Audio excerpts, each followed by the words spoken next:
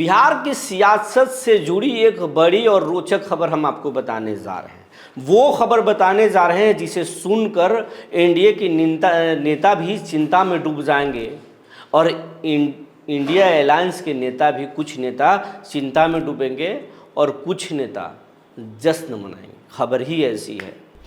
मांझी और पारस दोनों मिल गए हैं। अंदरूनी एक गुप्त मीटिंग भी हुई है। दोनों एनडीए के साथ छोड़ने जा रहे हैं। लालू के आवास पर तैयारी चल रहा है, लेकिन लालू के साथ भी खेला होने वाला है, ये भी आपको बताएंगे। जी नमस्कार, मैं हूं विपुल कुमार और आप देख रहे हैं सूर्य बिहार डिजिटल न्यूज़। अब हम बिहार के तमाम दर्शकों से ये अपील करना चाहते हैं कि ये आपका चैनल है, आम बिहारियों का चैनल है। अगर अभी तक आप इस चैनल को यूट्यूब पर सब्सक्राइब नहीं किए हैं तो सब्सक्राइब कर लें, बेल आइकन को दबा लें। अगर आप हमें फेसबुक पर देखते हैं तो पेज को फॉलो करना ना भूलें। एनडीए के दो मजबूत नेता जीतन राम मांझी और पशुपति पारस अब एनडीए को छोड़ने जा रहे हैं। बाबा साहब के जयंती के दिन पशुपति पारस, जो मोदी कैबिनेट में पिछली बार मंत्री भी थे, नीतीश कुमार के कैबिनेट भी मंत्री रहे हैं पशुपति पारस, रामविलास पासवान के छोटे भाई और चिराग पासवान के चाचा। चिराग और पशुपति पारस फिलहाल दोनों अलग हैं और दोनों में कितना 36 का आंकड़ा है ये सब जानते हैं। चिराग अब एनडीए के सबसे मजबूत नेता हो गए हैं और चिराग के इशारे पर ही पशुपति पारस को मोदी कैबिनेट से बाहर किया गया, बाहर का रास्ता दिखाया गया। उनसे उनके ऑफिस ले लिए गए। लोजपा रामविलास ने पुराने अपने ऑफिस ले लिया। लोकसभा में उनको एक सीटें भी नहीं दी गई, राज्यसभा में भी उनको नहीं दिया गया और अब विधानसभा में भी पारस को निपटाने की तैयारी थी, लेकिन पारस को इसका आभास हो गया। लिहाजा पारस कुछ दिनों से ही एनडीए छोड़ने की बात कर रहे थे, लेकिन बाबा साहब के जयंती के दिन कह दिया कि हम एनडीए छोड़ रहे हैं और एनडीए का पोल खोल देंगे, लालू के साथ हाथ मिलाएंगे। और पहले तो ये बोले कि हम बिहार के सभी 243 सीटों पर चुनाव लड़ेंगे, लेकिन अगर लालू ने साथ दिया तो हम सोचेंगे, ये ऐसा कहे। अब इस बात पर एनडीए बहुत ज़्यादा परेशान नहीं था, क्योंकि पशुपति पारस का कार्ड चिराग पासवान है। दूसरे तरफ कि उनके एक दलित नेता, बड़े नेता, बिहार के उप मुख्यमंत्री, माफ़ कीजिएगा, बिहार के पूर्व मुख्यमंत्री और मोदी कैबिनेट के मंत्री जीतन राम मांझी हैं, तो दलित का एक बड़ा वोट वर्ग मांझी के साथ है। तो इसलिए चिंता की बात कहाँ है? चिराग भी हैं और मांझी भी हैं, तो चिंता में नहीं है। सहनी को भी लाने की बात चल रही है, सहनी से भी बात लगभग बन गई है। ये अब कंफर्ट जोन में है एनडीए। उपेंद्र कुशवाहा भी हैं। एनडीए अपने आप को बहुत मजबूत महसूस कर रहा है। बातें ये है कि बीजेपी और जेडीयू के बीच में सीटों का बंटवारा भी हो गया और इस बात को जीतन राम मांझी बोल रहे हैं। और अंदर खाने से जो जानकारी है या मांझी के जो सोर्सेस कह रहे हैं वो ये है कि जदयू 105 सीटों पर चुनाव लड़ेगी, 105 से 103 सीटों पर चुनाव लड़ेगी और 100 सीटों पर बीजेपी। बाकी जो सीटें बची उसमें चिराग पासवान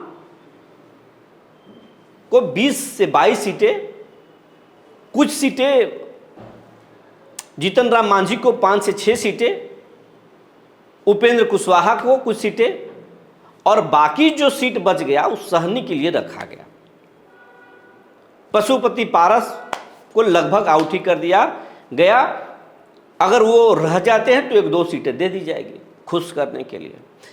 इधर उधर जेडीयू बीजेपी के सीटों में हो सकता है 1-2 सीटें, यही प्लान था। और इस बात को पता जब मांझी को चला तो मांझी अलग मूड में आ गए और अब कह रहे हैं कि 30 से 40 सीटें हमको चाहिए। दलित के बड़े वोट बैंक हैं, दलित के सब बड़ा नेता हैं हम। अगर हम नहीं रहेंगे तो पता चल जाएगा एनडीए को और बीजेपी और जेडीयू को सिखा देंगे।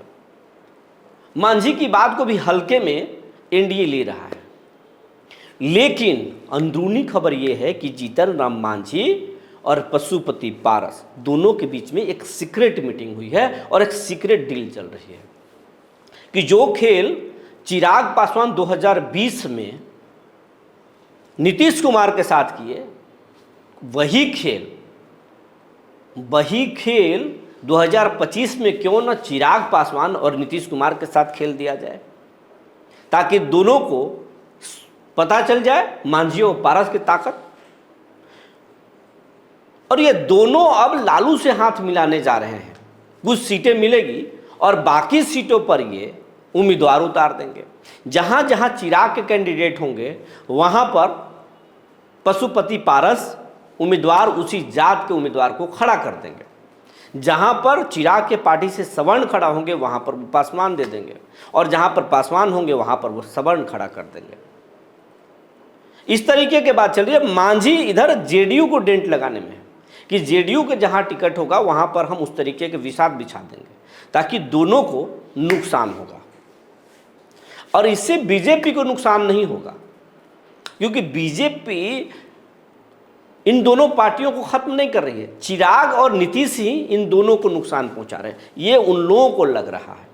और इस बात की जानकारी लालू प्रसाद यादव और तेजस्वी को हो गई है, इसलिए अब वो भी इनको हवा दे रहे हैं और मिलाने की कोशिश चल रही है कि अगर सहनी अगर छोड़ के आरजेडी आते हैं, महागठबंधन आते हैं, तो फिर चिराग और पारस को ले लेते हैं, बातें बन जाएगी, उससे मजबूत हो जाएंगे।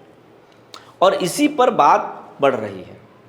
पारस और मांझी का सीक्रेट मीटिंग सियासी गलियारों में चहलकदमी तेज कर दी है। चर्चाएं बहुत तेज हो गई हैं अंदरूनी तरीके से, और ये पता चल चुका है। अब लालू प्रसाद और तेजस्वी इन दोनों नेताओं पर अपने अपने गोटी फेंक रहे हैं। अगर ये ऐसा हुआ तो फिर खेल बड़ा रोचक हो जाएगा। उधर कांग्रेस आरजेडी को पानी पिला कर रखा है। वैसे कल मीटिंग है सीएम फेस और सीट शेयरिंग पर। आखिरी बैठक कल पटना में कांग्रेस, आरजेडी और महागठबंधन के तमाम दलों के बीच में होगी। अब देखना ये होगा उसमें मुकेश सहनी पहुंचते हैं या नहीं पहुंचते हैं, माले के लोग पहुंचते हैं और कितना सीट का दावा करते हैं, ये कल देखने वाली बात होगी। लेकिन मांझी और पारस का सीक्रेट मीटिंग सबको परेशान कर रहा है। बीजेपी भी चिंता में है, चिराग पासवान को तो मत कहिए, नीतीश भी परेशान है। तो मांझी और पारस क्या करते हैं इस पर पूरी नज़र सबकी बनी हुई है, हमारी भी नज़र बनी रहेगी। लेकिन बिहार में सब कुछ ठीक नहीं है। अगर महागठबंधन की बात करें तो महागठबंधन में आरजेडी 150 सीटों पर चुनाव लड़ना चाहती है और कांग्रेस को 50 से 60 सीट देना चाहती है, और बाकी सीटों पर इन छोटे छोटे दलों को दे देना चाहती है। अगर मांझी आए तो मांझी को भी कुछ दे देते हैं, पारस को भी कुछ दे देते हैं, सहनी रहते हैं तो ठीक, वरना बहुत ज़्यादा फर्क नहीं पड़ेगा। एमवाई अपना है और कांग्रेस है, काम चल जाएगा, लड़ाई रोचक हो जाएगा। क्योंकि आरजेडी इस बार प्लान कर रहा है कि एमवाई के साथ साथ कुशवाहा कार्ड खेला जाए। लोकसभा में कुशवाहा कार्ड चला भी, और बीजेपी के पास अभी सबसे मजबूत चेहरा कुशवाहा में सम्राट चौधरी है।